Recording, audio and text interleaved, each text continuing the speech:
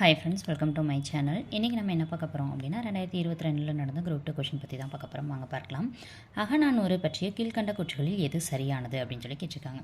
So answer பார்த்துடலாம். அகநானூறு 8 தொகை நூல்கள் ஒன்று. முதல்க்கு இது சரிதான். இந்நூலினை நெடுந்தொகை எனவும் அழைப்பர். இதுவும் சரிதான்.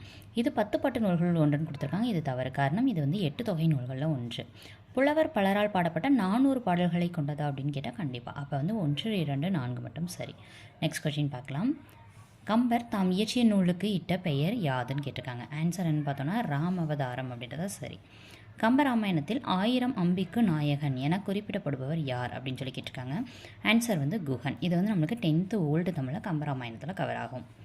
மையோ மரகதமோ மறிகடலோ மலைமுகிலோ ஐயோ இவன்வடி வெண்பதோர் அழியா அழகுடையான் என வர்ணித்தவர் யார் அப்படின்னு சொல்லி கேட்டிருக்காங்க. ஆன்சர் கம்பர்.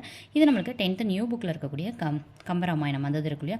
ஸோ அதில் ஒவ்வொரு விதமாக வடிவமைப்பில் நம்மளுக்கு இவங்க இப்படி இருப்பாங்க, இவங்க இப்படி இருப்பாங்கன்னு சொல்லிட்டு அழகாக இவங்க மையோ மரகதமோ அந்த சந்தேகமாக கேட்பாங்களே அந்த கண்ணோட்டத்தில் படிக்கிற மாதிரி அழகாக படைச்சிருப்பாங்க. ஓகேங்களா. ஸோ இந்த வீடியோ பிடிச்சிருந்தா தொடர்ந்து ஃபாலோ பண்ணுங்கள். நம்ம டெலகிராம் சேனலில் ஜாயின் பண்ணிக்கோங்க. தேங்க்ஸ் ஃபார் வாட்சிங்.